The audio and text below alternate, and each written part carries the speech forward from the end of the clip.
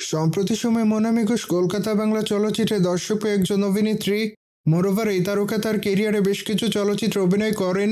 সেখানে অবশ্য তার অভিনয় তার অনুরাগীদের কাছে ভালো লাগে। ঠিক এই জন্য অবশ্য অল্প সময়ে দর্শকদের মাঝে আলোচনায়। মোরওভার এই তারকাকে বর্তমানে সোশ্যাল মিডিয়ায় সক্রিয় দেখা যায়। সেখানে অবশ্য এই সুন্দরী তার প্রতিদিনের আপডেট শেয়ার করেন। কিন্তু মাঝে মাঝে আলোচনায় আসেন এই তারকা খোলামেলা পোশাকের ছবি শেয়ার করে। সুতরাং যাই হোক, সে সকল সমালোচনা কিংবা বিতর্ককে এই তারকা সেভাবে গ্রহণ করে না। এই জন্য এই তারকা তার ইচ্ছামতো ছবি সোশ্যাল মিডিয়ায় শেয়ার করেন। কিন্তু বর্তমানে এই তারকা তার সোশ্যাল মিডিয়া হ্যান্ডেলে বেশ কিছু ছবি আপলোড করেন। মোরওভার তার প্রকাশ করা ছবিতে দেখা যায় শাড়ি পরে ক্যামেরার সামনে ধরা দেয়। যদিও বাঁধা চুল হালকা মেকআপে তাকে দেখতে অনেকটা সুন্দরী লাগে। ঠিক এই জন্যই বর্তমানে তার রূপের প্রতি ঘায়াল হয় তার অনুরাগীরা।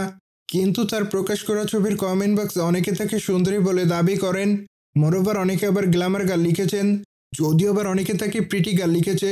অ্যাজ ওয়েল অ্যাজ অনেকে আবার তাকে মাই লাভ বলে দাবি করেন।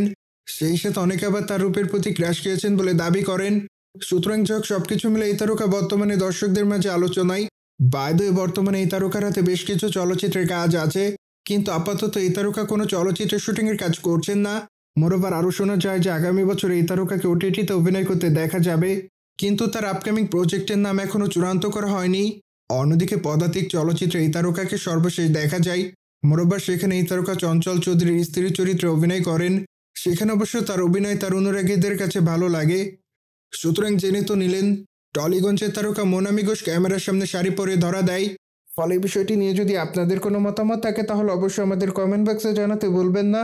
And subscribe our channel for more update.